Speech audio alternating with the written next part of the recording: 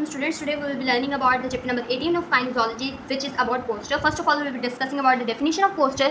Posture के बारे में हम लोगों को एक बहुत ही अच्छी सी बात बताइए कि during the performance of the activities of daily living, even if you are doing rest, जो बॉडी की पोजीशन होती है उसको आप पोस्चर कहते हैं, जिसको उसने कहा कि attitude assumed by the body either with support के साथ मसलर इनएक्टिविटी के केस में, मतलब आप बैठ नहीं सकते थे, आपको कुछ मसला था, उस दौरान किसी ने आपको हेल्प की सिटिंग में, उसको आप लोगों ने कह दिया this is with support during मसलर inactivity. या फिर एक्टिव और कोऑर्डिनेटेड कॉन्ट्रैक्शन या एक्टिव और coordinated action of the muscle के साथ जो एटीट्यूड अज्यूम किया उसको कहते हैं दिस इज पोस्चर। पोस्चर दो तरह का हो सकता है, इनएक्टिव हो सकता है, एक्टिव पोस्चर हो सकता है। इनएक्टिव पोस्चर कौन सा पोस्चर? ऐसा पोस्चर होता है जो कि हम लोग स्लीपिंग के लिए अज्यूम करते हैं, रेस्टिंग के लिए अज्यूम करते हैं, और ये पोस्चर अब रेस्टिंग और स्लीपिंग में हमारे मसल वो वाले वर्क कर रहे होते हैं जिससे आपको जो है ना वो स्ट्रेट रखना है और उससे आपको ग्रेविटी की फोर्स को रेजिस्ट करना है और ग्रेविटी को प्रिवेंट करना है। ठीक है, एंटी ग्रेविटी मसल्स इसके अंदर बहुत ज़्यादा जो है वो वर्क कर रहे होते हैं।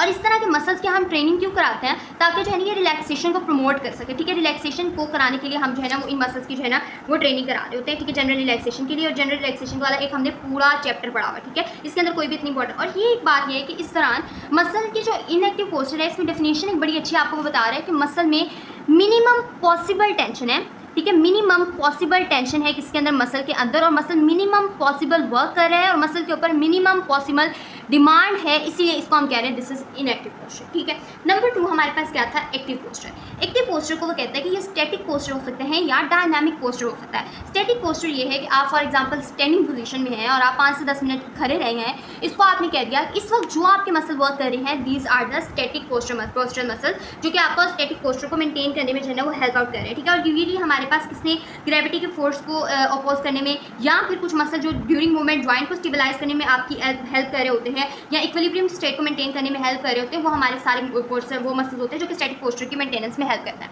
नंबर 2 होता है डायनामिक पोस्चर। डायनामिक पोस्चर कैसा पोस्चर होता है कि आप कोई भी एक्टिविटी करते हैं, आप रन कर रहे थे, आप जो है वो सिटिंग स्टैंडिंग कर रहे थे, कोई भी मूवमेंट ऐसे कर रहे थे, हैंड की मूवमेंट से, ये सब चीज़ें जो है ना वो पोस्चर के अंदर आती हैं। ओके, तो हम डायनामिक पोस्चर पढ़े थे जिसके बारे में हम लोगों ने कहा था कि जो रनिंग के दौरान या कोई भी मूवमेंट परफॉर्म करने के दौरान, जो भी डेली लाइफ एक्टिविटीज़ हैं उनको परफॉर्म करने के दौरान जो एक पोस्चर अचीव हो रहा होता है उसको हम लोग क्या कह रहे होते हैं? This is the dynamic posture. इसमें हमारे मसल जो है बहुत एफिशिएंटली वर्क कर रहे होते हैं ताकि एक पोजीशन को मेंटेन करके रखा जा सके। ठीक है, तो बेसिक डेफिनेशन थी, इंट्रोडक्शन था चैप्टर का, बहुत ही आसान। अच्छा, अगला टॉपिक ना बड़ा ज़्यादा आसान है।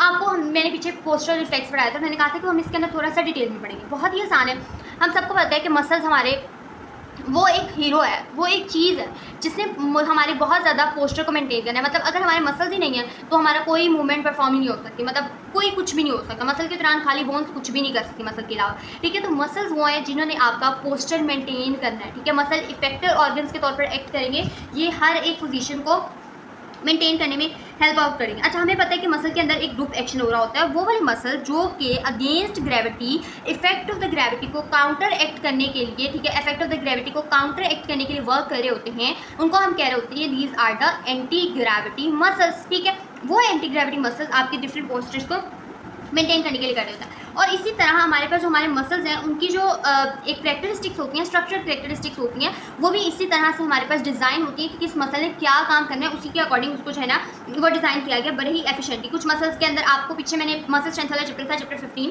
उसके अंदर हम लोगों ने रेड और वाइट फाइबर्स की अरेंजमेंट पढ़ी। हम लोगों ने कहा कि रेड फाइबर्स हैं ज़्यादा हमारे उन मसल्स के अंदर होते हैं जो कि हमारे पास एक प्रोलॉन्ग काम करते हैं। आगे आ जाता है नर्वस कंट्रोल। देखिए, हम सबको पता है कि रिसेप्टर ऑर्गन्स हैं, रिसेप्टर ऑर्गन्स में हमारी आइज़ आती हैं, हमारे ईयर्स आते हैं, इसके अलावा मसल्स आते हैं, जॉइंट्स आते हैं, सबके अंदर स्पेसिफिक रिसेप्टर्स होते हैं। जॉइंट स्ट्रक्चर्स जो हमारे पास बहुत कॉमन होते हैं, कैप्सूल हो गया, इन सबके अंदर हमारे पास ना स्पेसिफिक रिसेप्टर्स होते हैं जो कि क्या करते हैं, एफरेंट इम्पल्सेस भेजते हैं higher centre of the brain के अंदर। जो सिग्नल भेजते हैं higher centre of the brain के अंदर कौन कौन से सेंटर्स हो सकते हैं? सेरिब्रल कॉर्टेक्स हो सकता है। ठीक है, इसके अलावा हमारे पास सेरिबेलम हो सकता है। सेरिब्रल कॉर्टेक्स मूवमेंट को इनिशिएट करता है, सेरिबेलम मूवमेंट को मेंटेन करता है। न्यूरो के अंदर आप इसको बहुत अच्छे से पढ़ेंगे। रेड न्यूक्लियस हो सकता है, वेस्टिबुलर न्यूक्लियस हो सकता है जो कि ब्रेन से जो ईयर के थ्रू सिग्नल लेकर जो है ना वेस्टिबुलर नर्व से सिग्नल लेकर जो है इफेक्ट प्रोड्यूस करता है। ठीक है, कई लोगों को मोशन सिकनेस की प्रॉब्लम होती है, that is due to this reason. उसके बाद हमारे पास इफेक्टर ऑर्गन्स के पास सिग्नल आते हैं, मसल्स के पास आते हैं, और फिर वो हमारे पास एक रिस्पांस प्रोड्यूस करते हैं। ठीक है, ये एक नर्वस कंट्रोल मैकेनिज्म चलता है जो कि पोस्चर को मेंटेन करने में जो है ना वो हेल्प कर रहा होता है।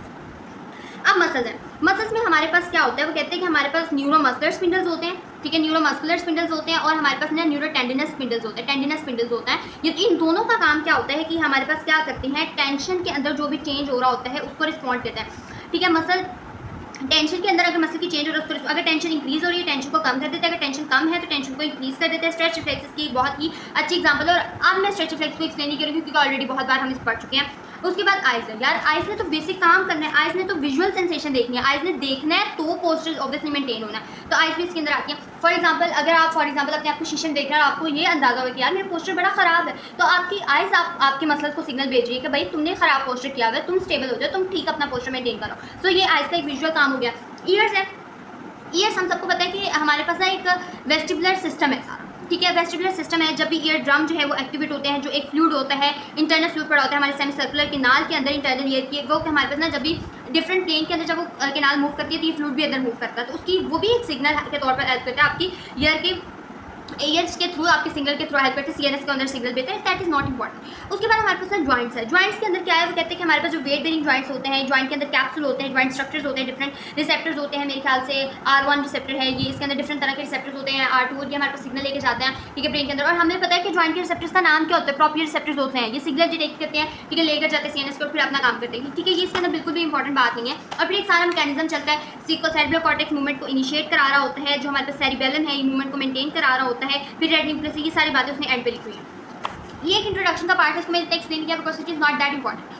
असल बात पैटर्न ऑफ द पोस्चर है, आपको डिफरेंस पता होना चाहिए, good posture, bad posture, poor posture के कॉजेज, इसके री एजुकेशन किस तरह से करनी है, फिर हेड, फीट और टिल्ट को किस तरह से आपने मेंटेन करना है। इंशाल्लाह ये नेक्स्ट पार्ट